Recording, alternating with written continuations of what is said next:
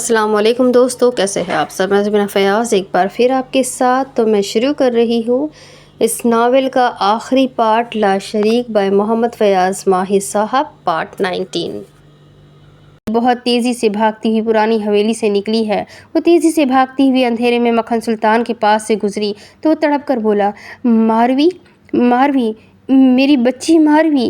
اب ماروی آگے آگے دوڑ رہی تھی اور اس کے پیچھے پیچھے مکھن سلطان ننگے پاؤں، اس بات سے بھی بے نیاز کہ اس کے پاؤں چھلنی ہو کر خون سے تر ہو گئے ہیں۔ رک جاؤ ماروی، رک جاؤ میری بیٹی، رک جاؤ۔ یہ ساری چیخیں، مکھن سلطان کے چلانے کی آوازیں اور ماروی کا چلا چلا کر زور زور سے رونا پورے گاؤں کو بیدار کر گیا تھا۔ اب سب کے سب پرانی حویلی کی جانب بھاگے، جن میں درود احمد اور خان بھی شامل تھے۔ وہاں جا کر دیکھا تو مراد خون میں لت پت رسیوں میں جکڑا ہوا تھا۔ اس کے سینے پر گولی ماری گئی تھی، لیکن وہاں پر شہپر کی لاش اور 2 اور بھی لاشیں پڑی ہوئی تھی۔ خان شہپر کو فوراً پہچان گیا تھا۔ خان نے آگے بڑھ کر مراد کو اپنی گود میں لیا تو وہ نیم مردہ حالت میں بولا، شہپر نے ماروی کی عزت لوٹی، سانول نے مجھے شہپر رکو کو گولیاں ماری ہے۔ اس نے خان کی گود میں ہی دم توڑ دیا تھا، لیکن دوسری طرف ماروی نے بھاگتے ہوئے کنویں میں چھلانگ لگا دی تھی۔ چھڑاپ کی آواز کافی نیچے سے سنائی دی تھی۔ یہ آواز سن کر مکھن سلطان اپنی جگہ پر ہی ساکت و جامد ہو کر رہ گیا تھا۔ یوں لگ رہا تھا کہ کوئی پتھر کا مجسمہ ہے۔ اس کو اندھیرے میں اس طرح کھڑا دیکھ کر ہر کوئی خوف سے یہی کہہ رہا تھا کہ یہی ہے وہ پرانی حویلی کا جن جو جوان بچیوں کی عزتوں کے ساتھ کھیل کر جشن منایا کرتا تھا۔ لیکن راجو نے پاس جانے کی ہمت کی تو اس نے مکھن سلطان کو پہچان کر شور مچایا کہ یہ مکھن سلطان ہے۔ پھر گاؤں والے اس کی طرف بڑھے، لیکن وہ ان کو بڑے غور سے اس طرح دیکھ رہا تھا کہ پہچاننے کی کوشش کر رہا ہو۔ سائی، ہوش میں آؤ، سائی، ہوش میں آؤ۔ اس نے اس بندے کی طرف دیکھا جو اس کے چہرے پر تھپڑ مار کر اس کو ہوش میں لانے کی کوشش کر رہا تھا۔ مکھن سلطان کنویں کی جانب اشارہ کر کے بولا، ماروی، میری ماروی۔ کنواں، ماروی، ہا ہا ہا ہا ہا ہا ہا ہا ہا ہا۔ وہ بے ربط سے کہے لگانے لگا تھا۔ وہ زمین کو پیٹ رہا تھا۔ پھر اس نے اپنے سر کے بالوں کو نوچنا شروع کر دیا تھا۔ رات کے اندھیرے کو دور کرنے کے لیے لوگ اپنے اپنے گھروں سے چارجنگ لائٹیں اور موبائل کی روشنیاں لے آئے تھے۔ دوسری جانب خان نے مراد کی لاش کو اپنے کندھے پر ڈالا ہوا تھا۔ وہ ان لوگوں کے پاس پہنچے اور بولے، یہ مراد کی لاش ہے، یہ وہی مراد جو بھاگی اور شمروز کا بیٹا تھا۔ یہ میرے کندھے پر وہ مراد ہے جو زلیخا کا بھائی تھا۔ یہ کہہ کر خان اونچی آواز میں رونے لگے تھے۔ مکھن سلطان کو بڑی حویلی لے جایا گیا تو سومیا بھی اس کو اس حال میں دیکھ کر زور سے چلائی تھی۔ اس کو پکار رہی تھی اور دور کھڑی نورالعین بدھ بنی یہ سب کچھ دیکھ رہی تھی اور سمجھنے کی کوشش کر رہی تھی، لیکن ابھی تک کوئی بھی بات اس کی سمجھ میں نہ آئی تھی۔ کسی نے چیخ چیخ کر بتانا شروع کر دیا تھا، یہاں پر موجود شہپر نے ماروی کی عزت لوٹی ہے۔ بھاگی کا بیٹا مراد ماروی کا شوہر تھا۔ ان دونوں نے شہر میں نکاح کر لیا تھا۔ شہپر نے مراد کو رسیوں سے باندھ کر اس کے سامنے ماروی کی عزت برباد کی ہے۔ سانول نے شور سن کر جب پرانی حویلی جا کر دیکھا تو اس نے پہلے شہپر کو گولیاں ماری، پھر اس نے ماروی کے سامنے مراد کو گولی مار کر قتل کر دیا۔ ماروی یہ دیکھ کر بھاگتی ہوئی پرانے کنویں میں چھلانگ لگا کر مر گئی۔ یہ مکھن سائی اس ماروی کے پیچھے پیچھے اس کو بچانے کی دوڑ میں تھا۔ یہ سب جانتے تھے کہ اتنی تفصیل سے کون بیان کر رہا ہے۔ وہ سب درود احمد کی آواز کو اچھی طرح پہچانتے تھے، جس کو وہ کملا جھلا کہا کرتے تھے۔ وہ اس وقت پورے واقعے کو اس طرح بیان کر رہا تھا کہ وہ وہاں پر موجود تھا، لیکن وہ سب کچھ کیسے جانتا تھا یہ گاؤں والے نہ جانتے تھے۔ نورالعین نے آگے بڑھ کر مکھن سلطان کو گود میں لیا تو وہ اس کی طرف پاگلوں کی طرح دیکھے جا رہا تھا۔ پھر اس نے زور زور سے کہے لگانا شروع کر دیے تھے۔ وہ اپنے سر کے بال نوچ رہا تھا اور سومیا اس کا ہاتھ پکڑ پکڑ کر اس کو روک رہی تھی، لیکن پاس کھڑے لوگ توبہ توبہ کرتے وہاں سے جانے لگے تھے کہ یہی مکافات عمل ہے۔ مراد کی لاش گھر پہنچنے پر سب سے زیادہ غشی کے دورے ایمان فاطمہ پر پڑ رہے تھے۔ وہ بھائی کی لاش سے لپٹ کر رو رہی تھی۔ وہ روتی روتی بے ہوش ہو جاتی، پھر اس کو ہوش دلایا جاتا، وہ پھر مراد کی لاش سے لپٹ جاتی اور بین کرنے لگتی تھی۔ عروج اور مومنہ کی حالت بھی کچھ مختلف نہ تھی، لیکن خان نے سکندر چاچا کو اپنے سینے سے لگایا ہوا تھا۔ کاش کاش خان بھائی ہم یہاں نہ آئے ہوتے۔ سکندر چاچا روتے جا رہے تھے اور ایک ہی بات کرتے جا رہے تھے کہ کسی کے پاس بھی اس کی بات کا کوئی جواب نہ تھا۔ ولی محمد ایک طرف کھڑے کاتب تقدیر کے فیصلوں پر سر جھکائے آنسو بہا بہا کر ایک ہی بات کہہ رہے تھے، یہ سب تیری رضا ہے مالک، بس ہمیں صبر عطا فرما۔ اس بڑے دکھ اور غم میں تجھ سے ہی مدد اور صبر کی التجا کرتا ہوں، ہمیں صبر دے مولا، ہمیں صبر دے۔ وہ روتے ہوئے ایمان فاطمہ کے سر پر پیار سے ہاتھ رکھنے لگے تو وہ ان کا ہاتھ پکڑ کر بولی، بابا میرا بھائی، بابا مراد میرا بھائی چلا گیا، مجھے ایک بار پھر سے اکیلا چھوڑ گیا ہے بابا، اس سے کہے مجھ سے بات کرے۔ وہ مراد کے جسم کو اپنے ہاتھ سے ہلانے لگتی۔ لوگ اس کے رونے پر ایک دوسرے کی طرف بھی دیکھ رہے تھے، کیونکہ اس کے رونے نے وہاں پر موجود مرد و زن اور ستنگ و خشت کو بھی رلا دیا تھا۔ گلیوں کے خس و خاشاک بھی اس کی آہذاری سن کر رونے پر مجبور ہو گئے تھے۔ اگر مراد بھاگی کا بیٹا ہے تو پھر یہ لڑکی زلیخا ہی ہوگی۔ کسی نے ایک کے کان میں سرگوشی کی تو بات چلتی چلتی دوسرے تیسرے اور پھر گاؤں کی عورتوں کے کانوں تک پہنچ گئی تھی۔ اب ان سب کی سمجھ میں آ رہا تھا کہ زلیخا گاؤں سے گم کیسے ہو گئی تھی، کہ آج تک کسی کو بھی اس کی لاش بھی نہ ملی تھی۔ دن کا اجالا پھیلنا شروع ہو گیا تھا۔ کنویں سے ماروی کی لاش نکالنے کے لیے لوگ اپنے کام میں مصروف تھے۔ مکھن سلطان اور سومیہ کنویں کے آس پاس کھڑے تھے، لیکن نور العین دور کھڑی اس سارے کھیل کو دیکھ رہی تھی۔ وہ وہاں زیادہ دیر نہ کھڑی رہ سکی تھی، وہ واپس حویلی پلٹ گئی تھی۔ مکھن سلطان لوگوں سے اپنا آپ چھڑا کر کنویں پر جھک جاتا اور نیچے دیکھ کر پکارنے لگتا، ماروی ماروی، دیکھو بابا آیا ہے، مجھے آواز دو ماروی۔ وہ کچھ دیر کے لیے کنویں میں جھانکتا رہتا، پھر ایسے کرتا کہ جیسے اس کو ماروی کی آواز آ رہی ہے، پھر وہ ناچنے لگتا۔ لوگ اس کو پکڑ کر دور لے جاتے تھے۔ سومیہ اس کی حالت دیکھ کر زاروں زار رو رہی تھی، وہ کچھ بھی نہ کر سکتی تھی۔ اس نے منان اور اپنے باپ محبوب علی کو رات میں ہی کال کر دی تھی، وہ بھی پہنچ گئے تھے۔ ماروی کی لاش نکال لی گئی تھی، تشدد زدہ لاش کو پہچاننا مشکل ہو رہا تھا۔ منان نے سومیہ کو گلے سے لگایا ہوا تھا، وہ بھی اپنی بہن کی اس مشکل اور مصیبت میں رو رہا تھا۔ وہ اور محبوب علی تو دیوانوں کی طرح سومیہ کو کبھی ماروی کو چومے جا رہا تھا۔ پورے گاؤں میں یہ واحد واقعہ ہوا تھا کہ حویلی والوں کے اس دکھ میں گاؤں میں سے کوئی بھی ان کے ساتھ افسوس نہیں کر رہا تھا، بس سب کی زبان پر ایک ہی بات تھی کہ یہی مکافات عمل ہے۔ خود کو اس گاؤں کا خدا کہنے والوں کو اچھی طرح معلوم ہو گیا تھا کہ خدا وہی ہے جو وحدہ لا شریک ہے۔ مراد اور ماروی کی میتیں ایک ہی جگہ پر دو مختلف قبروں میں دفنائی گئی تھیں۔ سوگ کیا ہوتا ہے۔ گاؤں والوں کو اب معلوم ہو رہا تھا کہ جس طرح وہ جوان بیٹیوں کی لاشوں پر ماتم کر کے چپ ہو کر بیٹھ جاتے تھے، اب ایسا نہیں ہوگا۔ ابھی کاتب تقدیر کے قلم سے اور بھی بہت کچھ لکھا گیا ہے جو گاؤں کے لوگوں نے دیکھنا ہے۔ ایمان فاطمہ کی رو رو کر آنکھیں سوج گئی تھی۔ جاسم اور سلونی بھی اگلے ہی دن وہاں پہنچ گئے تھے۔ جاسم تو ایمان فاطمہ کو دیکھ کر پاگل ہو رہا تھا۔ وہ اس کو دلاسے دیتا ہوا خود بھی رونے لگتا تھا، کیونکہ وہ ایمان فاطمہ کی پوری ہسٹری کو جانتا تھا۔ مراد اس کا بھائی اس کو کتنے سالوں بعد ملا تھا، وہ یہ سوچ سوچ کر ہی ہلکان ہو رہا تھا، لیکن اس کا خود کو ہوش میں رکھنا بہت ضروری تھا۔ وہ ایمان فاطمہ کو دلاسا دیتا، اس کی دلجوئی کے لیے کبھی کوئی بات پوچھ لیتا، کبھی کوئی بات اس سے کر دیتا تھا تاکہ اس کا دھیان بڑھ جائے۔ چوتھے دن تک یہ سلسلہ چلتا رہا تھا۔ منان اور محبوب سومیہ کو اپنے ساتھ واپس لے آئے تھے۔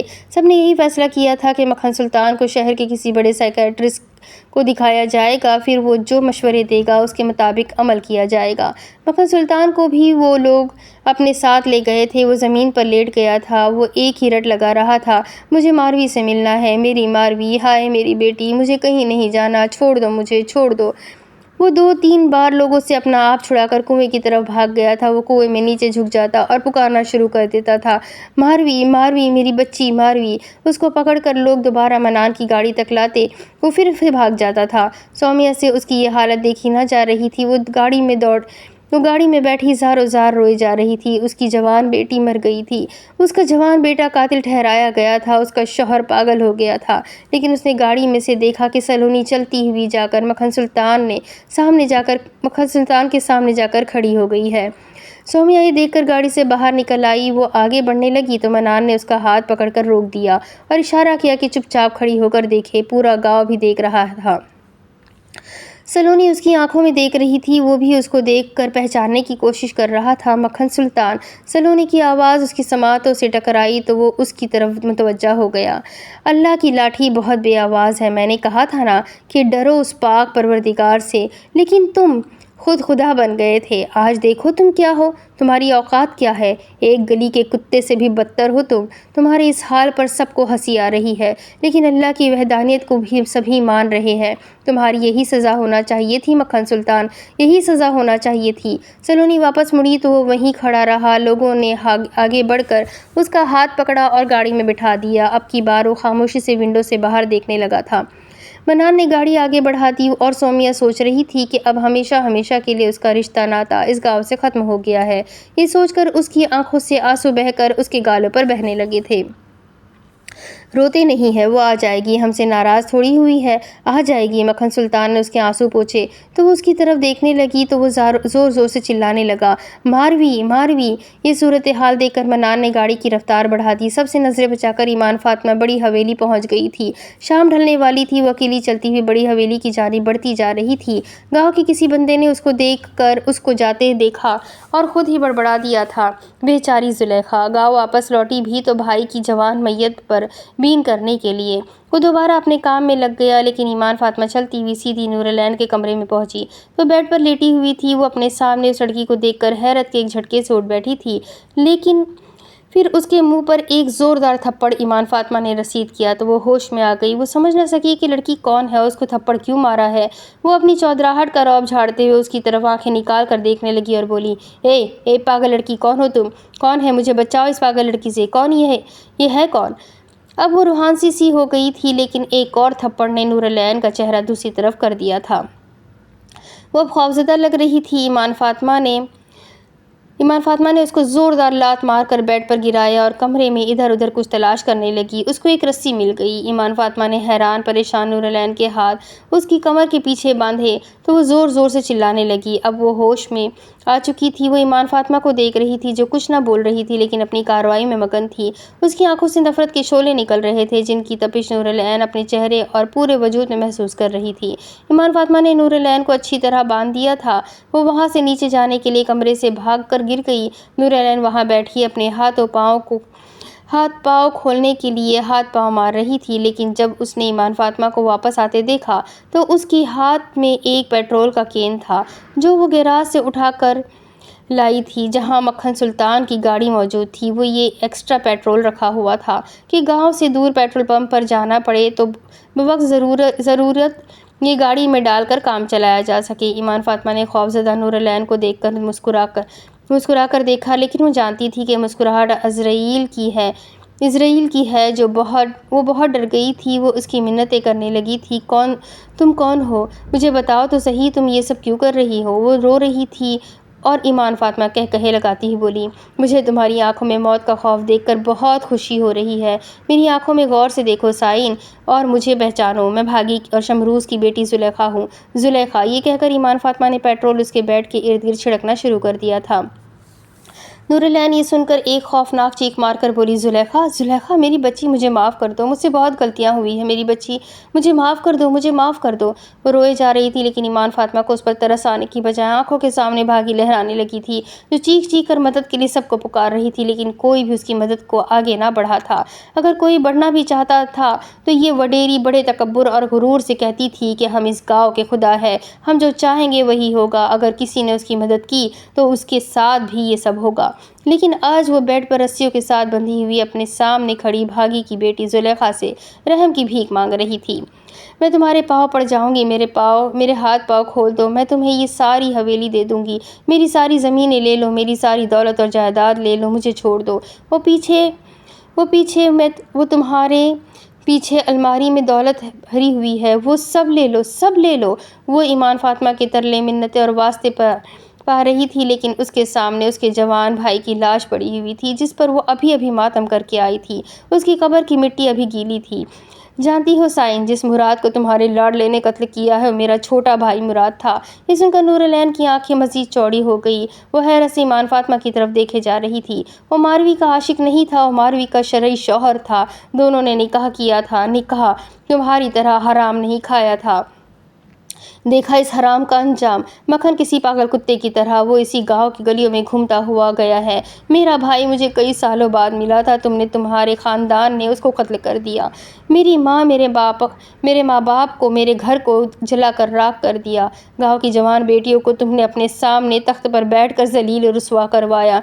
तुम तमाशा देखकर कहे लगाया करती थी, घटिया और जलील औरत, तुमने औरत के लफ्ज़ की तौहीन की है। तुमने औरत के तकद्दुस को पामाल किया है। तुमने औरत को सरे बाजार बेचा है। तुमने गांव की औरतों के दिलों में जो खौफ और नफरत का बीज बोया था, आज वो बोया हुआ काटने का वक्त आ गया है। ये कहकर नूरलैन ने उस पर बाकी पेट्रोल भी छिड़क दिया। वो रोती चिल्लाती रही, चीखती बिलाती रही, लेकिन कोई भी उसकी मदद को ना पहुंचा था।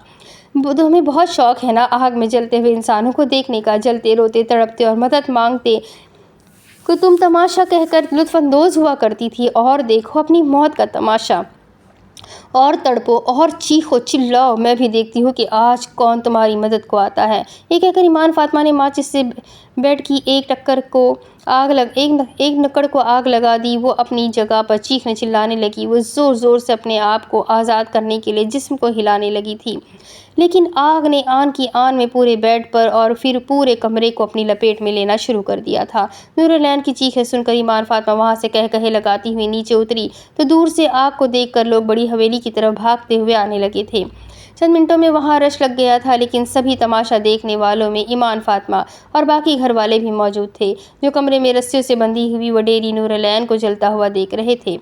वो भी मदद के लिए पुकार रही थी, चिल्ला रही थी, लेकिन कोई भी उसके लिए कुछ न कर सकता था। अब आगे 3 माह का अरसा गुजर चुका था, लेकिन ईमान फातिमा सौग और उदासी का पैरहन ओढ़े घर में ही कैद होकर रह गई थी। वो तो अच्छा हुआ कि यूनिवर्सिटी का क्लासेस स्टार्ट हो गई थी और फिर वली मोहम्मद का भी फ़ोन आ गया था कि गांव वाला घर अब मुकम्मल तौर पर बन चुका है। उसको भी एक नज़र मारने के लिए वो लोग गांव का चक्कर लगा ले, लेकिन खान ने फैसला किया था कि वो अकेले ही जाएंगे और घर को एक नज़र देख लेंगे, और जो भी काम रह गया होगा वो किसी की ड्यूटी लगा देंगे ताकि सभी छोटे मोटे काम को फिनिशिंग टच देकर मुकम्मल किया जाए। खान ने सभी गांव वालों और वली मोहम्मद की मशावरत से पुराना और कातिल कुआं मिट्टी डालकर बंद करवा दिया था। लोगों के घरों में वाटर पंप भी लग चुके थे। वैसे भी अब मोबाइल और जदीद दौर था। कुएं वगैरह अब खाल ही नजर आते थे। इस कुएं से तो सुल्तानपुर के वासियों की बहुत सी यादें जुड़ी हुई थी। तल्ख और कड़वी यादों ने हर एक को रुलाया ही था। अब पुरानी हवेली की जगह एक नई और शानदार इमारत तामीर होने जा रही थी, जो कि सलोनी मैडम गांव वालों के लिए एक बेहतरीन फ्री स्कूल का इंतजाम कर रही थी, क्योंकि पुरानी हवेली की ज़मीन मक्खन सुल्तान ने सलोनी से शादी के वक्त उसके नाम कर दी थी, जिसका उसको खुद भी इल्म न था कि उसके कागजात भी वापस लेने हैं, और सलोनी से हक महर माफ़ करवाते वक्त वो जज्बाती तौर पर बहुत कुछ भूल गया था। सच तो ये था कि वो सलोनी से मोहब्बत करता था, और बड़ी हवेली में बच्चों के लिए अलग स्कूल बनाने के लिए गवर्नमेंट की मंजूरी के लिए दरख्वास्त दे दी गई थी, जो खान की जिम्मेदारी थी। पुरानी हवेली का स्कूल बच्चियों के लिए और बड़ी हवेली का स्कूल बच्चों के लिए तामीर होने जा रहा था। खान को अपना मसीहा जानकर बहुत से लोगों ने उस पुराने नाम से भी जान छुड़ाने की तजवीज़ दी थी, जिस पर खान ने कहा था कि वो मशवरा कर ले और जो भी नाम उनको अच्छा लगेगा वही गवर्नमेंट के कागजों में रजिस्टर करवा दिया जाएगा। और फिर सबकी तजवीज़ से सुल्तानपुर का नाम तब्दील करके जलाल गाँव रख दिया गया था, जो कि बाबा वली मोहम्मद के बाबा जी के नाम पर था। अब गांव में किसी भी खौफ और दहशत की कोई गुंजाइश न थी। सभी लोग खुश और खुर्रम थे कि 3 माह में इतना पुरसुकून गांव उन लोगों ने कभी भी ना देखा था। वो खान को दुआएं दे रहे थे, लेकिन खान ने ये सब बाबा जी की झोली में डालते हुए कहा कि ये इन बुजुर्गों की करामत है, और उन्हीं की दुआओं से अल्लाह करीम ने इस गाँव से मुसीबतों को दूर करके सब पर अपना करम फरमाया। अगले माह ईमान फातिमा और जासिम की शादी के दिन तय हो गए थे, जो कि गांव के लोगों में गांव में ही की जानी तय पाई थी। गांव के लोग भाग्य शमरूज की बेटी जुलेखा की शादी का सुनकर बहुत खुश थे। वो सब खान को इस बात का यकीन दिला रहे थे कि पूरे गांव में झंडियां और रोशनियां लगाई जाएगी। بہت دھوم دھام سے یہ شادی ہوگی۔ خان ان لوگوں کی معصومیت اور پیار سے بہت متاثر ہوئے تھے۔ وہ ولی محمد سے اجازت لے کر واپس آنے لگے تو درود احمد سے ہاتھ ملاتے ہوئے بولے، درود احمد یار کبھی کبھی شہر کا بھی چکر لگا لیا کرو، ولی حسن تم سے کافی مانوس ہو گیا ہے۔ وہ مسکرانے لگا اور عاجزی سے بولا، آؤں گا خان بھائی، انشاءاللہ جلدی آؤں گا۔ خان نے مسکرا کر اس کا ہاتھ دبایا اور بولے، پکا وعدہ ہے نا؟ وہ ہنس کر اس بات میں سر ہلانے لگا۔ بابا جی سے پیار سلام دعا کے بعد خان وہاں سے گاڑی لے کر شہر کی جانب روانہ ہو گئے تھے۔ گھر کے سبھی معاملات میں انہوں نے گاؤں کے ایک بندے کی ڈیوٹی لگا دی تھی اور اس بندے پر نگران کے طور پر درود احمد کی ڈیوٹی تھی کہ باقی سبھی کام انہوں نے کروانا ہے۔ اسکول کے کام کے لیے راج مزدور وغیرہ سبھی شہر سے پہنچ گئے تھے۔ وہ اپنے کام میں ماہر تھے اور اپنا کام کرنے میں مگن بھی تھے۔ درود احمد جا کر ان پر بھی اپنا رعب جھاڑ دیتا تھا۔ وہ مسکرا کر اس کو سلام کرتے اور اپنے کام میں دوبارہ مگن ہو جاتے۔ یونیورسٹی سے نکلتے ہوئے جاسم نے ایمان فاطمہ کو ساتھ لیا اور ایک ریسٹورنٹ کی جانب گاڑی موڑ لی۔ وہ اب کافی حد تک خود کو پرسکون کر چکی تھی کیونکہ 3-4 روز سے مسلسل کلاسز لینے سے اس کا ذہن کافی فریش ہو گیا تھا اور اس کی توجہ بھی بڑھ گئی تھی۔ وہ ایک سانس لے کر جاسم سے بولی، جاسم کھانا تو گھر ہی جا کر کھائیں گے، لیکن مجھے مما نے کچھ پیسے دیے ہیں، وہ تمہارے لیے کچھ شاپنگ کا کہہ رہی تھی۔ یہ سن کر جاسم تو خوشی سے پھولے نہ سما رہا تھا۔ ایک ہرے کا نعرہ لگا کر بولا، ہاں بھائی ساس ہو تو ایسی ہو جن کو اپنے داماد کا خیال ہے۔ وہ دونوں ہی ہنسنے لگے۔ چلے پھر ایک آئس کریم ہو جائے۔ جاسم یہ کہہ کر گاڑی سے نکلنے لگا تو ایمان فاطمہ بولی، ادھر ہی منگوا لیتے ہیں۔ جاسم اس کی طرف دیکھ کر بولا، تم ادھر ہی بیٹھو، میں خود فلیور لے کر آتا ہوں۔ وہ یہ کہہ کر گاڑی سے اترا اور سڑک کراس کر کے دوسری طرف پہنچا ہی تھا کہ کسی گاڑی کا شیشہ ٹوٹنے کی آواز سن کر پیچھے مڑ کر دیکھا تو سانول اور کچھ گنڈے اس کی گاڑی کی ونڈ اسکرین کو ڈنڈوں سے اور ہاکیوں سے توڑ رہے تھے۔ اندر ایمان فاطمہ چیخ چلا رہی تھی لیکن کوئی بھی اس کی مدد کو نہ آ رہا تھا۔ یہ دیکھ کر جاسم نے ساری سچویشن سمجھتے ہوئے سڑک بھاگ کر کراس کی اور جا کر ایک زوردار گھونسا سانول کے منہ پر رسید کر دیا۔ اس نے گاڑی کے اندر ایمان فاطمہ کی طرف دیکھا جو سر جھکائے چیخ رہی تھی۔ سانول جاسم کا گھونسا کھا کر دور جا گرا لیکن اس کے باقی ساتھیوں نے جاسم کو ڈنڈوں اور ہاکیوں کی ضد پر رکھ لیا تھا۔ وہ نیچے گرا مار کھا رہا تھا لیکن جیسے ہی اس نے اٹھنے کی کوشش کی سانول نے اپنی جیب سے پستول نکال کر اس پر تان لیا۔ وہ اس کو دیکھ رہا تھا۔ اس سے پہلے کہ سانول گولی چلاتا پیچھے سے کسی نے اس کو دبوچ لیا تھا۔ اس نے مڑ کر دیکھا تو وہ اس فقیر کو پہچان نہ پایا تھا لیکن اس کی گرفت بہت مضبوط تھی۔ اس نے سانول کو زمین پر گرا دیا اور چھینا جھپٹی میں گولی چلنے کی آواز سنائی دی تو ایک دم سے سناٹا چھا گیا۔ وہ فقیر زمین پر گرا ہوا تھا لیکن سانول خون میں لت پت سڑک پر پڑا تڑپ رہا تھا۔ سبھی لوگ گولی چلنے کے بعد اپنی اپنی جگہوں پر دبک کر رہ گئے تھے۔ وہ فقیر اپنی جگہ سے اٹھا تو پستول اس کے ہاتھ میں تھا۔ اس نے زمین پر پڑے ہوئے حیرانگی سے اس لڑکے کو حیرانگی سے اس کی طرف دیکھتے ہوئے ایک اور گولی سانول کے سینے میں اتار دی اور سر جھکا کر سانول کے کان میں بولا، میں بابو ہوں، بابو تمہارے گاؤں کا باسی بابو، تمہیں مار کر اور پرانی حویلی کو آگ لگا کر میں نے اپنا انتقام لے لیا ہے۔ یہ کہہ کر اس نے پستول سانول کے سینے پر رکھا اور وہاں سے بھاگ گیا۔ وہ آن کی آن میں ہی وہاں سے گم ہو گیا تھا۔ کسی کو نہ پتا چلا کہ وہ کدھر گیا ہے لیکن ایمان فاطمہ کی چیخوں نے جاسم کو ہلا دیا تھا۔ جاسم نے جلدی سے گاڑی کا دروازہ کھول کر اس کو تھاما تو وہ روتے ہوئے چلاتے ہوئے بولی، جاسم مجھے کچھ نظر نہیں آ رہا ہے، میری آنکھیں، اف میں مر گئی، میری آنکھیں۔ وہ چیختی چلاتی جا رہی تھی۔ جاسم کو جیسے ہوش آ گیا۔ اس نے گاڑی وہاں سے ہسپتال کی جانب بھگا دیا۔ حالانکہ وہ خود بھی کافی زخمی تھا لیکن اس کو اپنی پرواہ نہ تھی کیونکہ ایمان فاطمہ درد کی شدت سے چلائے جا رہی تھی۔ ہسپتال پہنچ کر کوئی بھی ڈاکٹر اس سے تعاون کے لیے تیار نہ تھا لیکن جب اس نے خان کا نام لے کر تعارف کروایا تو سبھی کو ہوش آ گیا۔ ایک ڈاکٹر نے جلدی سے ایمان فاطمہ کو اسٹریچر پر ڈال کر آپریشن تھیٹر کی جانب لے جانے کا اشارہ کیا۔ دوسرے ڈاکٹر کو جاسم کی مرہم پٹی کرنے کا کہہ کر وہ اندر کی جانب بڑھ گیا۔ جاسم نے پٹی کروانے کے دوران ہی خان اور سلونی کو فون کر دیے تھے۔ وہ بھی آدھے گھنٹے میں ہسپتال پہنچ گئے تھے۔ آنکھوں کے آپریشن تھیٹر میں ایمان فاطمہ تڑپ رہی تھی لیکن ڈاکٹروں نے سر توڑ کوشش کے بعد اس کی تکلیف کم اور پھر آہستہ آہستہ ختم کرنے کے لیے اس کو پین کلر دے دیا تھا۔ انجیکشن لگائے گئے تھے لیکن جو صورتحال فی الوقت ڈاکٹرز کے سامنے تھی وہ بہت گمبھیر تھی۔ खान ने सारी बात जासिम से सुनी और सुनकर परेशान हो गए थे। जासिम के सर पर भी पट्टियां बांधी गई थी। मीडिया पर सानोल के सरे बाजार कत्ल होने की वीडियो चल रही थी। बाबू अपना काम कर चुका था, वो अपना भयानक इंतकाम लेकर गायब हो चुका था। मखन सुल्तान की नस्ल ही खत्म होकर रह गई थी। लेकिन पुलिस ने जासिम और सानोल के झगड़े की बिना पर जब जासिम को पकड़ने के लिए अस्पताल पर रेड किया तो सामने खान को देखकर उनकी हवा निकल गई थी। ये डकैती की वारदात थी। डाकू अपने ही साथियों की गोली से हलाक हो गया। थोड़ी ही देर में ये बयान मीडिया पर घूमने लगा था। मिस्टर खान, डॉक्टर उनके सामने खड़ा था। सलोनी और मोमिना भी परेशानी से उसकी तरफ देख रहे थे, लेकिन डॉक्टर के चेहरे पर जो परेशानी थी वो नुमाया थी। वो खान के कॉल करने पर इमरजेंसी में अस्पताल पहुंचा था। मुझ में सब कुछ सुनने का हौसला है, बोल डॉक्टर। खान ने सीना चौड़ा करते हुए कहा तो अफसरदगी से बोला, आपकी बेटी अब कभी भी देख नहीं पाएगी। ये कहकर डॉक्टर वहां से चला गया। लेकिन सबके दिल बैठ गए थे। मोमिना ने तो चीखना शुरू कर दिया था, लेकिन खान उनको सीने से लगाए तसल्लियां दे रहे थे। सलोनी और जासिम भी अपनी जगह पर बैठे रो रहे थे। ईमान फातिमा की आंखें चली गई थी। वो अब इस दुनिया के रंगीन नज़ारों और रोशनियों से दिल नहीं बहला पाएगी। उसकी आंखों में गाड़ी की विंड स्क्रीन लगने के बाद उसके सियाह ढेले पर खराश आ गई थी और उसके सियाह ढेले, जिनको डॉक्टरी जबान में कॉर्निया कहा जाता है, वो ज़ाय हो गए थे। ये सारी मालूमात डॉक्टर ने खान को एक रिपोर्ट की शक्ल में पेश कर दी थी।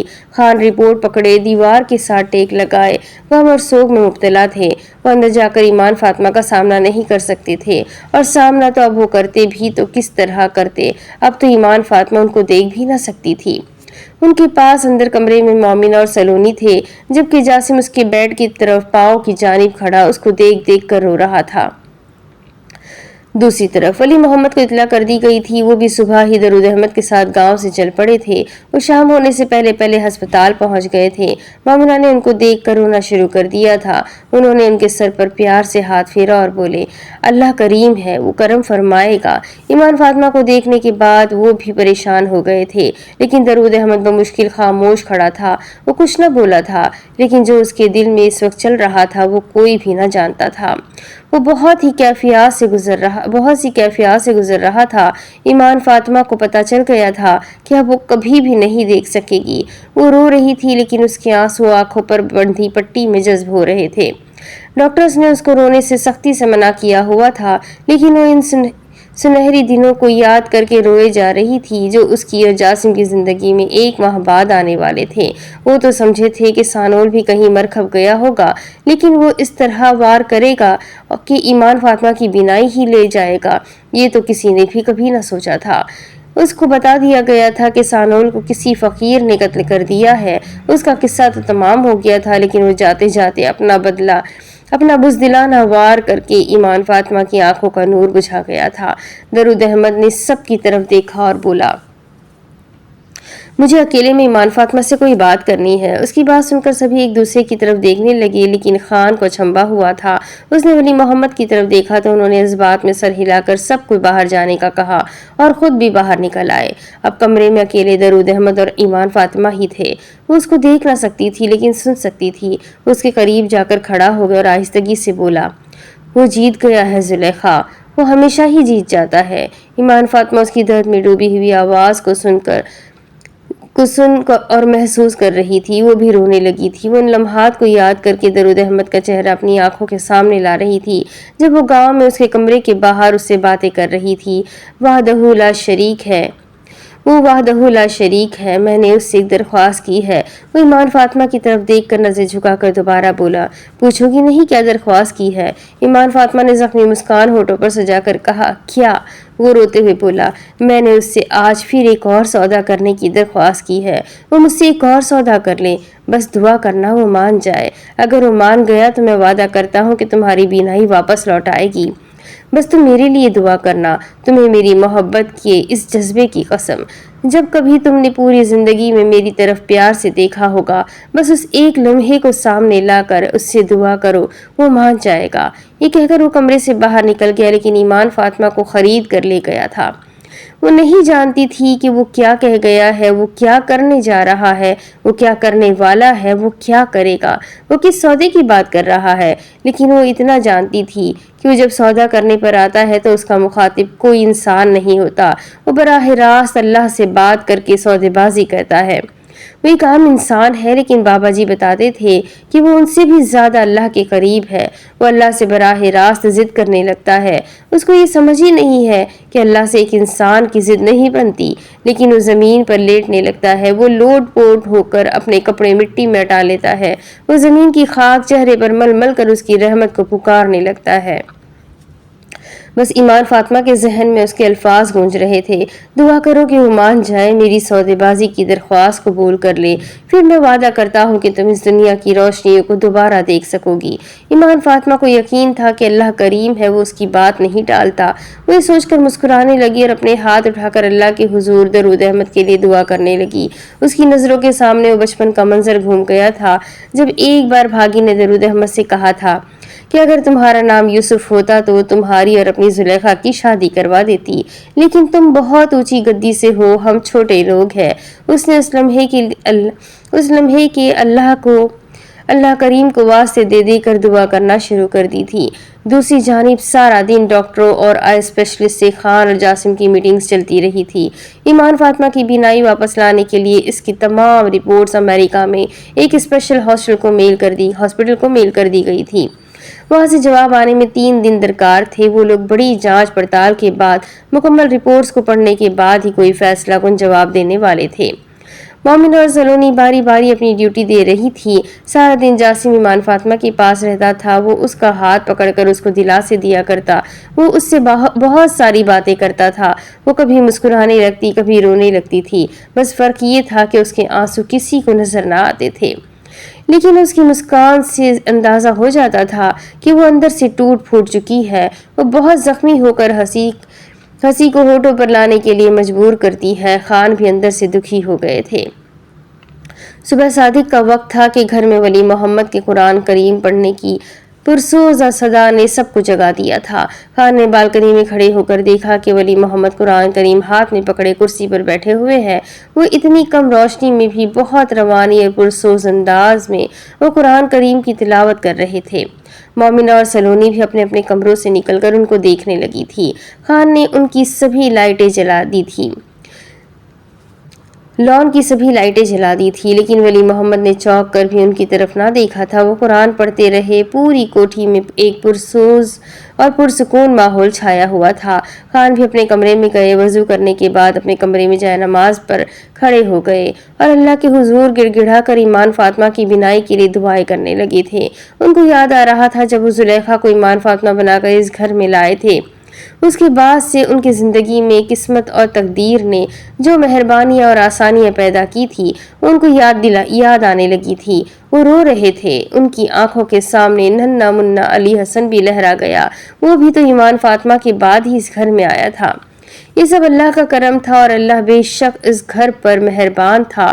اب بھی خان نے اللہ کی بارگاہ میں خود کو عاجزی اور بڑی دل جمعی سے پیش کیا تھا۔ وہ ایمان فاطمہ کے لیے سگے باپ کی طرح پریشان تھے۔ ولی محمد ناشتہ کرنے کے بعد ان کو دلاسا اور حوصلہ دے کر درود احمد کے واپس جانے لگے تو خان کو درود احمد نے آنکھ کے اشارے سے ایک طرف بلایا اور خان کا ہاتھ پکڑتے ہوئے بولا، باہر کے ملک سے جو بھی رپورٹ آئے گی خان بھائی، آپ مجھ سے وعدہ کریں کہ مجھے فون پر سب سے پہلے بتائیں گے۔ وہ یہ کیسا وعدہ لے رہا تھا؟ وہ کیا کہنا چاہ رہا تھا؟ خان نے اس کی طرف بے یقینی میں مبتلا ہو کر دیکھا تو اس نے خان کا ہاتھ مضبوطی سے دبا کر پھر اپنی بات پر زور دیا تھا۔ خان نے کچھ سوچ کر اس سے وعدہ کر لیا کہ وہ سب سے پہلے درود احمد کو ہی بتائیں گے۔ وہ وہاں سے مسکرا کر باہر نکلا اور ولی محمد کے ساتھ گاؤں جانے کے لیے گاڑی میں بیٹھ گیا، جو کہ خان کی گاڑی تھی۔ ان کا ڈرائیور ان دونوں کو چھوڑنے کے لیے گاؤں جا رہا تھا۔ ناشتہ کرنے کے دوران مومنہ نے خان سے پوچھا، درود احمد کیا کہہ رہا تھا خان؟ مومنہ کی آواز بھی سوگ میں ڈوبی ہوئی تھی۔ سلونی نے بھی استفہامی انداز میں ان کی طرف دیکھا تو وہ چائے کا گھونٹ بھرتے ہوئے بولے، بس کچھ خاص نہیں، وہ کہہ رہا تھا کہ جب بھی ایمان فاطمہ کی امریکہ سے رپورٹ آئے تو سب سے پہلے میں اس کو فون کر کے بتاؤں۔ یہ سن کر مومنہ تو خاموش ہو گئی، لیکن سلونی بول پڑی، میں اس کا مطلب نہیں سمجھ سکی۔ خان مسکرا کر بولے، وہ ایسا ہی ہے، بس جو بات اس کے دماغ میں بیٹھ جائے وہ منوا کر ہی رہتا ہے۔ مومنہ پھر سلونی کو اس سے ہونے والی پہلی ملاقات کے بارے میں بتانے لگی تو سلونی کا تجسس بڑھتا گیا۔ وہ چائے پینا بھول گئی تھی۔ وہ تو درود احمد کو ایویں ہی ایک کملا اور جھلا سا بندہ سمجھتی تھی جو ایک گدی نشین کا بیٹا ہے اور لوگوں کی نگاہوں کا مرکز بنا رہتا ہے، اور بس۔ لیکن اب خان اور مومنہ کی زبانی اس کو معلوم ہو رہا تھا کہ اس نے پہلی ہی ملاقات میں بتا دیا تھا کہ اللہ ان کو بیٹا دے گا، اس کا نام علی حسن رکھنا۔ اب آپ اس کی بات سے کیا توقعات رکھتے ہیں خان بھائی؟ ساری باتیں سن کر سلونی نے خان سے پوچھا تو بولے، میں نے اس سے وعدہ کر لیا ہے، وہ وعدہ نبھاؤں گا، پھر جو ہوگا وہ کریں گے۔ وہ یہ کہہ کر وہاں سے اٹھے اور آفس جانے کے لیے نکل گئے۔ سلونی اور مومنہ نے بھی کپڑے چینج کیے اور ہسپتال کے لیے علی حسن کو ساتھ لیا اور گاڑی میں ہسپتال کی جانب بڑھ گئے۔ وہاں جاسم ان کا منتظر تھا۔ وہ رات بھر ایمان فاطمہ کے پاس رہتا تھا، اس سے باتیں کر کے اس کا دل بہلاتا تھا۔ وہ صبح ہونے پر سو جاتی تو جاسم اس کے بیڈ کے پاس پڑی کرسی پر بیٹھا ہی بیڈ کے میٹرس سے سر ٹکا کر سو جاتا تھا۔ ڈاکٹرز کی رپورٹ سن کر جاسم اور خان کو ایک امید جاگی تھی۔ وہ ان دنوں میں ایمان فاطمہ کو گھر شفٹ کر چکے تھے۔ امریکہ سے آنے والی رپورٹس میں ڈاکٹرز نے لکھا تھا کہ کانچ کے ٹکڑے کورنیا کو متاثر کرتے ہوئے اس پر خراشیں چھوڑ گئے ہیں، جس وجہ سے سیاہ ڈھیلا روشنی دکھانے کی صلاحیت کھو چکا ہے۔ لیکن اگر کوئی کورنیا کا عطیہ دینا چاہے تو ایمان فاطمہ کی بینائی واپس آ سکتی ہے۔ یہ مثبت رپورٹ تھی۔ سب سے پہلے وعدے کے مطابق خان نے درود احمد کو فون کیا تھا۔ وہ یہ سن کر بہت خوش ہوا اور بولا، آپ کو میری قسم ہے خان بھائی، اس بارے میں آپ نے کسی سے بھی بات نہیں کرنا ہے، یہ کام اللہ نے میرے ذمے لگایا ہے۔ یہ سن کر خان کی آنکھوں سے آنسو ٹپ ٹپ گر رہے تھے۔ وہ اب سمجھے تھے کہ درود احمد نے اللہ سے کیا بات کی ہے، اس نے کیا مانگا ہے۔ امریکہ کی رپورٹس پر اس کی نظر تھی۔ وہ اپنی آنکھوں کی قربانی دینا چاہتا تھا، لیکن صرف اللہ کی خوشنودی کے لیے۔ وہ خان سے یہ وعدہ بھی لے رہا تھا کہ وہ کبھی بھی ایمان فاطمہ کو کچھ بھی نہیں بتائیں گے، جب بھی بتانا ہو وہ خود اپنے طریقے سے بتائے گا۔ خان یہ سن کر دہاڑے مار کر رونے لگے تھے۔ وہ سب کچھ کما گیا تھا، خان سب کچھ کر کے بھی خالی ہاتھ رہ گئے تھے۔ مومنہ نے خان کو اس طرح بچوں جیسے روتے دیکھا تو پریشان ہو گئے۔ وہ ان کو دلاسا دینے کے لیے ان کی پشت ہلانے لگی اور بولی، کیوں ایسے رو رہے ہیں؟ گھر میں ملازم بھی ہے اور علی حسن نہ ڈر جائے، مجھے بتائے کیا ہوا ہے؟ خان نے ان کی طرف سوجی ہوئی سرخ آنکھوں سے دیکھا اور آہستگی سے بول کر امریکن ڈاکٹرز کی رپورٹس اور درود احمد سے ہونے والی تمام گفتگو بتانے لگے۔ وہ روتے جاتے تھے، ساتھ ساتھ مومنہ کی آنکھیں بھی برس رہی تھی۔ وہ سب کچھ لے گیا مومنہ بیگم، وہ جیت گیا، وہ کملا جھلا للو اللہ سے اپنی بات منوانے کا فن جانتا ہے، وہ جیت گیا۔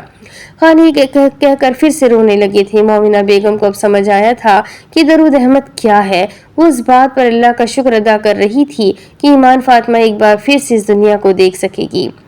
ڈاکٹرز کے مشورے پر عمل شروع ہو گیا تھا۔ جاسم بضد تھا کہ وہ اپنی کورنیا کا عطیہ دے گا، لیکن مومنہ اور خان نے اس کی بات کو سختی سے رد کر دیا تھا۔ ڈاکٹرز نے سارا پروسیجر بتا دیا تھا۔ پھر ایک بار درود احمد کو فون کیا گیا۔ ولی محمد کی طرف سے حامی بھرنے پر گاڑی گاؤں بھیج دی گئی تھی۔ پورے گاؤں میں مساجد میں اعلان کروا دیا گیا تھا کہ زلیخا کی شادی کچھ مہینوں کے لیے کینسل کر دی گئی ہے۔ اس کا ایکسیڈنٹ ہو گیا تھا جس میں اس کی بینائی چلی گئی ہے۔ لوگ افسوس کر رہے تھے، لیکن ولی محمد کے کہنے پر دعائیں بھی مانگنے لگے تھے۔ ولی محمد اور درود احمد گاڑی میں بیٹھے شہر کی جانب جا رہے تھے۔ ولی محمد نے درود احمد کا ہاتھ پکڑ کر اس کو دبایا تو مسکرا کر ونڈو سے باہر دیکھنے لگا۔ ایک بار پھر سے سوچ لو، جو کچھ دیکھ رہے ہو آخری بار ہی دیکھ رہے ہو، ولی محمد نے کہا تو وہ ایک سرد سانس بھرتا ہوا بولا، میں اس ظالم دنیا کو دیکھنا بھی نہیں چاہتا بابا۔ اس کی آنکھوں سے آنسو جاری ہوئے تو اس کے آنسو پوچھتے ہوئے بولے، کوئی پچھتاوا ہے کیا؟ اس نے نفی میں سر ہلا کر ان کی طرف دیکھا اور بولا، جب سوداگر بن کر منڈیوں میں نکلتے ہیں تو مال بیچ کر پچھتانا بہتر ہے، بجائے اس کے پچھتا کر مال بچا جائے۔ بہت ہی گہری اور مدلل بات تھی جو ولی محمد کو خاموش کروا گئی تھی۔ وہ اس کا ہاتھ تھامے اس کو سہلاتے رہے اور وہ منہ ہی منہ میں کچھ پڑھتا رہا، شاید اللہ کی کبریائی بیان کرتے ہوئے اس کا شکر ادا کر رہا تھا کہ اس پاک ذات نے اس کو اس کام کے لیے چن کر اس کی درخواست مان لی ہے۔ वो शहर पहुंचकर आखिरी बार जुलेखा को अपने सामने देख रहा था। उसने 2 आंसू अपनी आंखों से बहाकर इतना ही कहा, जा मोहब्बत, तुमने दरूद अहमद से बहुत ही घाटे का सौदा किया है। सिर्फ आंखें मांग कर ही राजी हो गई हो। काश कि मेरी जान ही मांग लेती तो मैं जुलेखा के कदमों पर निछावर कर देता। वो दिल ही दिल में मोहब्बत को कोस रहा था। उसकी आवाज किसी ने ना सुनी थी, उस डॉक्टर ने भी ना सुनी थी जो सारा दिन उसके और ईमान फातिमा के डीएनए को मैच करता रहा और उसके ब्लड ग्रुप को भी हैरान कुन तौर पर मैच होता हुआ देखकर वो दरूद अहमद की तरफ देख रहा था जो मुस्कुराकर उसको देख रहा था। ईमान फातिमा को बताया गया था कि उसके लिए कॉर्निया अतिया करने वाले का इंतजाम हो गया है। वो बहुत खुश थी, लेकिन उसकी बहुत ज्यादा ख्वाहिश के बावजूद भी उसका दरूद अहमद का नाम ना बताया गया था। कुछ घंटों पर मुहित ऑपरेशन कर दिया गया था। दरूद अहमद की आंखें ईमान फातिमा के कॉर्निया ट्रांसप्लांट सिस्टम के तहत लगा दी गई थी, लेकिन अभी ऑपरेशन की कामयाबी के चांसेस पर कोई हतमी राय नहीं दी जा सकती थी।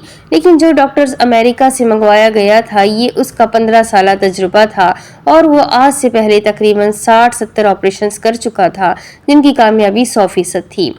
दरूद अहमद को अलग वार्ड में मुंतकिल कर दिया गया था। उसको 2 दिन बाद पट्टी खोलकर घर जाने की इजाजत दी गई थी। ईमान फातिमा के इलाज पर खान ने पैसा पानी की तरह बहाया था। सलोनी और जासिम को कहीं भी ये महसूस ना हुआ था कि ये ईमान फातिमा नहीं बल्कि गांव की भागी की बेटी जुलेखा है। वो खान की इस मोहब्बत और कुर्बानी पर फिदा होकर रह गई थी। उसको मक्खन सुल्तान याद आ गया, जो एक खुदगर्ज इंसान था जिसने सलोनी की मोहब्बत को ठुकरा कर अपनी औलाद को तरजीह दी थी। लेकिन उसका अंजाम क्या हुआ था? लोग कानों को हाथ लगाते थे। वो पागलों की तरह गांव की गलियों में अपनी बेटी मारवी को आवाजें देता था, लेकिन कोई भी उस पर तरस नहीं खा रहा था। दरूद अहमद गांव जा चुका था। वो जिन रास्तों को देख देख कर शहर आया था, अब उन रास्तों को महसूस ही कर सकता था। वो देख ना सकता था, लेकिन उसको एक सुकून था कि अब ईमान फातिमा देख सकती है। उसकी मोहब्बत जीत गई थी। दरूद अहमद ने मज़ार शरीफ पहुंचकर वजू किया और खुद को अल्लाह के हुजूर सजदा रेज कर दिया कि अल्लाह पाक ने उसकी दरख्वास्त पर उससे सौदा कर लिया था। अल्लाह ने उसकी बात सुन भी ली थी और उसकी इल्तिजा भी मान ली थी। ईमान फातिमा भी अब देखने लगी थी। वो सबको देख रही थी, सबके चेहरे उसके सामने थे। डॉक्टरों ने कुछ आई ड्रॉप्स उसको दिए थे जो कि बाकायदगी के साथ इस्तेमाल करने से उसकी आंखों के जख्म भी खुश्क होने थे और जो कॉर्निया उसको लगाया गया था वो भी अपनी जगह पर जम जाना था। कुछ दिनों बाद उसकी आंखों में लगाए गए टाके भी खोल दिए गए थे। वो बहुत खुश थी। जासिम के तो पांव ही जमीन पर ना लग रहे थे। वो तो खुशी से फूले ना समा रहा था जब खान ने अगले हफ्ते गांव जाकर उनकी शादी का ऐलान किया। पूरे गांव में एक बार फिर से ऐलान करवा दिया गया था कि जुलेखा की शादी गांव में फलाह तारीख को हो रही है। पूरे गांव को दुल्हन की तरह सजाने की तैयारियां शुरू हो चुकी थी। खान ने बहुत सारा पैसा वली मोहम्मद को भिजवा दिया था। उन्होंने पूरे गांव वालों की दावत की थी। गांव की औरतें जो जोग दर जोग जुलेखा को देखने आ रही थी और साइंस की इजाद पर हैरत का इजहार करती हुई वापस जा रही थी कि पता ही नहीं चलता कि उसकी आंखें ज़ाये भी हुई थी। ईमान फातिमा ने जासिम के साथ जाकर अपना नया घर भी देखा। खान ने उसकी जदीद तामीर में कोई भी कसर ना उठा रखी थी। हर वो चीज़ मौजूद थी जिसकी ईमान फातिमा को शहर वाली कोठी में आदत थी और मुस्तकिल वो चीज़ उस घर के लिए ज़रूरी थी। वो सब कुछ मौजूद था। सलोनी ने भी अपने स्कूल की तामीर मुकम्मल होने पर शादी के बाद स्कूल का इफ्तिताह बाबा जी के हाथों करवाने का ऐलान कर दिया था। वो लोग तो गांव वालों के लिए खुशियां ही खुशियां लेकर आए थे। गांव वालों को बहुत लंबे अरसे बाद सुकून और चैन नसीब हुआ था। सभी बहुत खुश थे कि अब किसी को भी अपनी फसल को थोड़ा सा भी लगान नहीं देना पड़ेगा। सारी की सारी फसल उनके अपने बच्चों के लिए ही थी, जिस पर वो खूब दिलजमी से मेहनत करते थे। इन 3 दिनों में दरूद अहमद और ईमान फातिमा का आमना सामना ना हुआ था। इस बात की ईमान फातिमा को शिद्दत से तलब थी कि वो दरूद अहमद से एक बार तो मिल ले। फिर वो जासिम के साथ उसी गांव में रहा करेगी तो उसको दुख तो होगा कि उसने जिस जुलेखा से मोहब्बत की है वो जुलेखा उसके सामने किसी और की होकर घूमती फिरती है।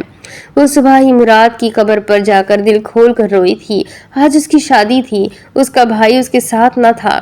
उसने चाची उरूज और चाचा सिकंदर को भी मुराद की कब्र पर लिपट कर रोते देखा था। हालांकि वो इन दोनों का सगा बेटा न था, लेकिन जो जो पालक बच्चे का दुख होता है वो अपनी सगी औलाद से भी ज्यादा होता है। वो ये सोचती हुई मज़ार शरीफ की तरफ बढ़ी जा रही थी। उसने मोमिना और सलोनी से इजाज़त ले ली थी। वो सबको मना करके आई थी कि कोई भी उसके पीछे उसको ना लेने आए। वो साहिब मज़ार से बहुत सारी बातें करना चाहती है। वो मज़ार के अहाते में दाखिल हुई तो सामने ही ज़मीन पर सजदे में पड़ा हुआ दरूद अहमद उसको नजर आ गया। उसको देखकर मुस्कुराती हुई उसके पास से गुजरकर अंदर गई और कब्र शरीफ के पास के कदमों की जानिब खड़े होकर फातिहा ख्वानी करने के बाद बहुत देर तक अपनी जिंदगी की ऊंच नीच पर रोती रही। उसको माँ बाप और भाई की याद ने तड़पा कर रख दिया था।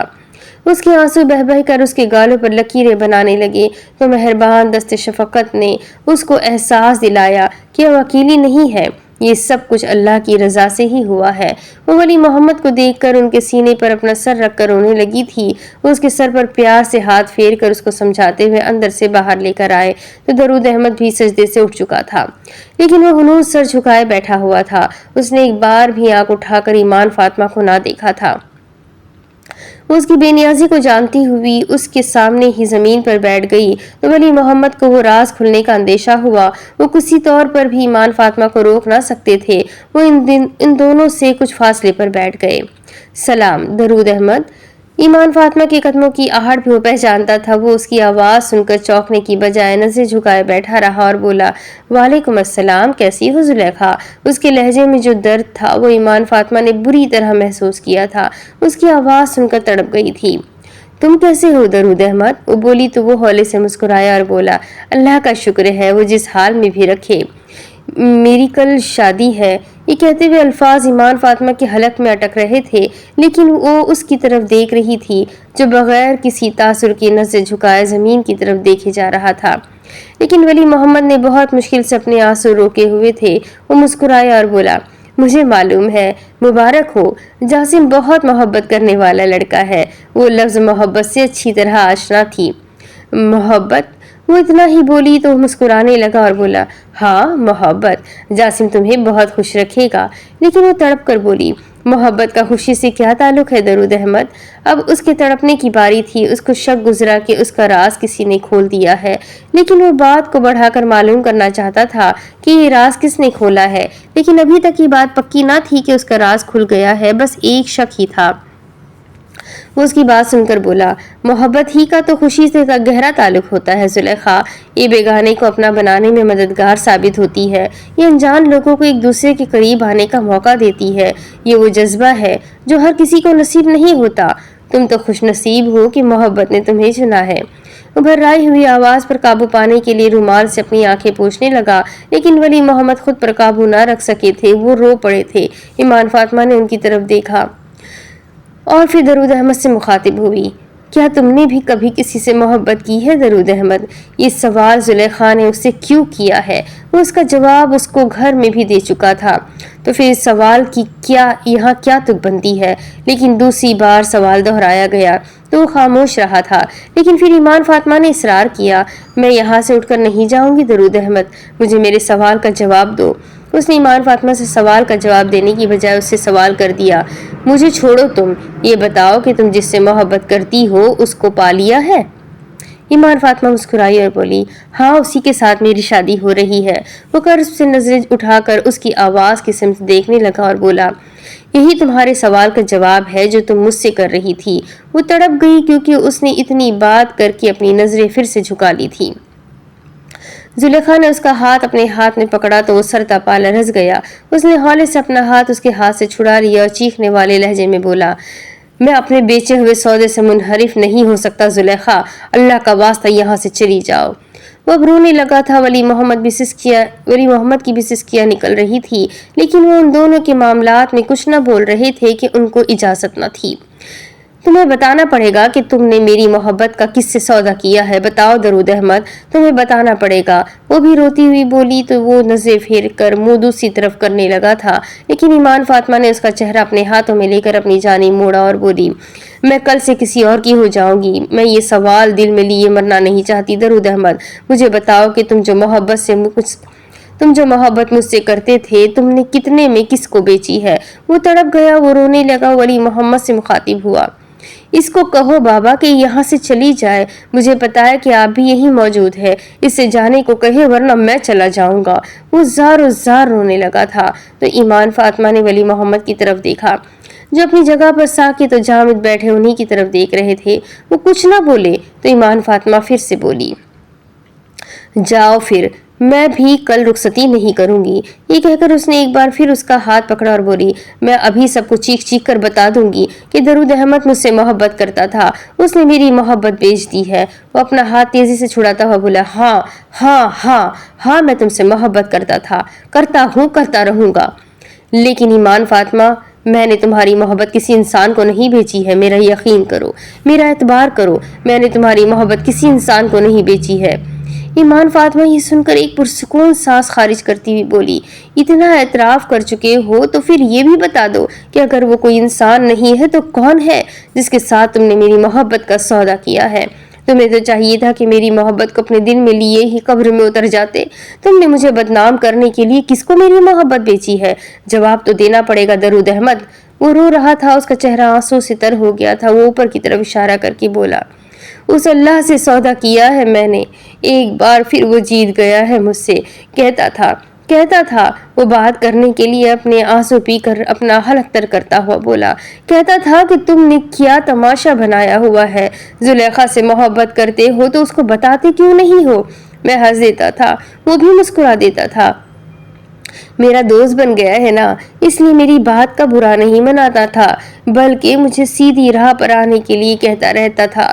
میں اس کی بات نہ مان کر تمہاری محبت کو دل میں بسا بیٹھا تھا۔ بس پھر اس کو ایک دن غصہ آ گیا، وہ مجھ سے ناراض ہو گیا۔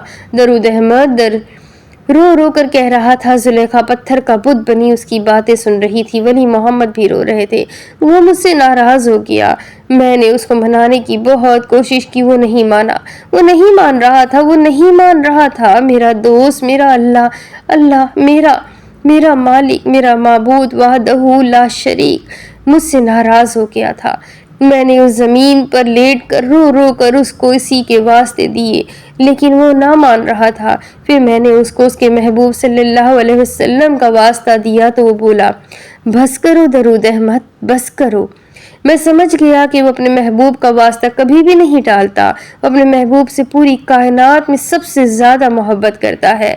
میں نے اس کو اسی محبت کا واسطہ دے کر منا لیا کہ مجھ سے ناراض ہونے کی وجہ تو بتا دو۔ وہ بولا درود احمد کی ہمت جواب دے گئی تھی۔ وہ زار و زار رونے لگا تھا۔ ایمان فاطمہ کو اس بات کی کوئی فکر نہ تھی کہ کوئی ادھر آ نکلے گا۔ وہ خاموشی سے اس کے سامنے بیٹھی ہوئی اس کی بات سن رہی تھی۔ وہ بولا، میں وحدہ لا شریک ہوں، تمہارے دل میں بستا ہوں۔ میں نے کہا، ہاں بالکل، اس میں کوئی شک نہیں ہے میرے دوست، میرے اللہ تو میرے دل میں بستا ہے، میں تجھے لا شریک بھی مانتا ہوں۔ وہ مسکرایا اور بولا، لا شریک کا مطلب جانتے ہو کیا ہوتا ہے؟ میں نے ہاں میں سر ہلایا تو پھر بولا، اگر جانتے ہو کہ میرے ساتھ کسی کی محبت کو شریک کرنا شرک ہے تو پھر یہ تمہارے دل میں میری جگہ پر ایک دنیا دار زلیخا کہاں سے آ گئی؟ بولو، جواب دو۔ درود احمد کی بات سن کر ایمان فاطمہ کی گھگی بن گئی تھی۔ وہ روتے روتے بتانے لگا، میں نے اس سے معافی مانگی، اس کو منانے کی کوشش کی، لیکن وہ رحمان اور رحیم مسکرا کر پھر بولا، تم ہر بار ایسا ہی کرتے ہو، لیکن اس بار میں تم سے کچھ مانگوں گا، بولو مجھ سے سودا کرو گے؟ میں نے فوراً حامی بھر لی۔ وہ سر جھکا کر عرض کیا، یا رحمان الرحیم، میری اتنی مجال کہ میں تیری رحمت کے ساتھ سودا کروں، تو پاک ہے، حکم فرما میرے مولا۔ وہ بولا، تو بس آج کے بعد تو کبھی بھی زلیخا کو ان آنکھوں سے نہیں دیکھے گا۔ درود احمد نے یہ بہت بڑا انکشاف کر دیا تھا۔ ایمان فاطمہ یہ سن کر بہت غور سے اس کی طرف دیکھنے لگی تھی۔ وہ رو رہا تھا، اس نے اپنی آنکھیں اوپر اٹھائی تو ایمان فاطمہ تڑپ کر رہ گئی۔ وہ چیخ کر اس کے چہرے پر ہاتھ پھیرنے لگی۔ وہ روئے جا رہا تھا، ایمان فاطمہ چیختی جاتی تھی۔ وہ پھر بولا، میں نے اس سے سودا کر کے تمہاری محبت اس کو ان دو آنکھوں کے عوض بیچ دی زلیخا، لیکن میں نے گھاٹے کا سودا نہیں کیا ہے۔ میں نے اس کو اس کے محبوب کی محبت کا واسطہ دے کر اس سے یہ سودا کر لیا ہے کہ میں اپنی یہ آنکھیں زلیخا کو دوں گا۔ بس تو میرا یہ عاجزی سے کیا گیا بے اپار قبول فرما لے۔ وہ ناراض ہونے لگا تھا، لیکن میں نے اس کو واسطہ دیا کہ خود تو اپنے محبوب کا دیدار کرنا ہو تو معراج رچاتے ہو، اس کو اپنے عرش پر بلاتے ہو، نالین سمیت بلوا لیتے ہو۔ میں تو چھوٹی سی عرض کر رہا ہوں، بس زلیخا میری آنکھوں سے اس دنیا کو دوبارہ دیکھ سکے۔ میں یہ عرض کرتا ہوں، وہ غفور الرحیم ہے، میرا دوست ہے نا۔ اور پھر اس کے محبوب کا واسطہ دیا ہے، وہ مان گیا۔ اس نے میری محبت کا مال شرط پر رکھا کہ میں اب ساری زندگی زلیخا کو نہیں دیکھوں گا۔ بس اتنی چھوٹی سی بات پر تم نے شور مچایا ہوا ہے۔ وہ یہ کہہ کر اپنے آنسو صاف کرنے کے لیے صافے کے ساتھ آنکھیں پوچھنے لگا تھا، لیکن ایمان فاطمہ اس کی طرف دیکھے جا رہی تھی۔ وہ کتنا بڑا سودا کر گیا تھا۔ وہ ایمان فاطمہ کی آنکھوں میں اس طرح بس گیا تھا کہ ایمان فاطمہ جب بھی آئینہ دیکھے گی وہ اس کو دیکھ رہا ہوگا۔ وہ ایمان فاطمہ جب بھی دنیا کی رنگینیوں سے لطف اندوز ہوگی وہ تب بھی اس کی آنکھوں سے ساری دنیا کو دیکھ رہا ہوگا۔ وہ کتنا بڑا سوداگر تھا، یا کتنا بڑا محبت کرنے والا تاجر تھا جس نے گھاٹے کا سودا نہیں کیا تھا۔ ایمان فاطمہ یہ سمجھ ہی نہ سکی تھی، لیکن اس کو یہ سمجھ ضرور آ گئی تھی کہ جس پر محبت مہربان ہو جائے اس پر اللہ بھی مہربان ہو جاتا ہے، لیکن پھر وہ اپنے سوا کسی اور کو کسی کے دل میں بسنے نہیں دیتا ہے، کیونکہ وہ لا شریک ہے اور شرک چاہے محبت کا ہی کیوں نہ ہو وہ برداشت نہیں کرتا۔ ولی محمد درود احمد کو اٹھا کر اندر مزار شریف میں لے گئے تھے۔ ایمان فاطمہ وہیں کھڑی اس کو دیکھ رہی تھی۔ وہ سجدے میں گرا ہوا تھا، اس کا بدن لرز رہا تھا، وہ رو رہا تھا، وہ گڑ گڑا رہا تھا، وہ منتیں معافیاں مانگ رہا تھا۔ وہ خود کو اپنے دوست کی بارگاہ میں پیش کر کے اس کو منانے کی کوشش کر رہا تھا۔ پھر چند لمحوں بعد اس کا جسم ہلنا بند ہو گیا، اس کا وجود لرزنا بند ہو گیا تھا۔ اس کے دوست نے اس کی عرضی مان لی تھی، اس کی درخواست قبول ہو گئی تھی۔ اس نے اپنی محبت کو سرخرو کرنے کے لیے ایسا سجدہ کیا تھا جو کسی کو نصیب ہوتا ہے۔ وہ ولی محمد کی جھولی میں مٹی کے ڈھیر کی طرح گر گیا تھا۔ ختم شد۔ یہ کہانی یہی ختم ہوتی ہے۔ بہت ہارٹ ٹچنگ، بہت درد بھری، میرے تو آنسو نکل آئے۔ آئی ہوپ کہ آپ سب کو بھی یہ کہانی اتنی ہی زیادہ پسند آئی ہوگی جتنی مجھے پسند آئی ہے، اور سچ میں یہ کہانی ہمیں کسی اور ہی دنیا کا سفر کراتی ہے۔ بہت ہی پیاری، بہت ہی انوکھی کہانی جو اب تک میرے چینل پر میں نے اس سے پہلے نہیں پڑھی۔ اتنی کہانیاں میں نے پڑھی ہے، کئیوں کے تو مجھے نام بھی یاد نہیں رہتے، لیکن کچھ کہانیاں ایسی ہوتی ہیں جو دماغ میں بس جاتی ہے، جو کبھی نہیں بھولی جاتی۔ یہ بھی انہی میں سے ایک ہے۔ تو آئی ہوپ آپ سب کو یہ کہانی پسند آئی ہے، تو ویڈیو کو ضرور لائک کریں، چینل کو سبسکرائب کریں، بیل آئیکن کو ضرور دبا دیں۔ ملتے ہیں ایک اور نئی کہانی کے ساتھ، تب تک کے لیے اپنا خوب سارا خیال رکھیں، مجھے بھی دعاؤں میں یاد رکھیں۔ اللہ حافظ۔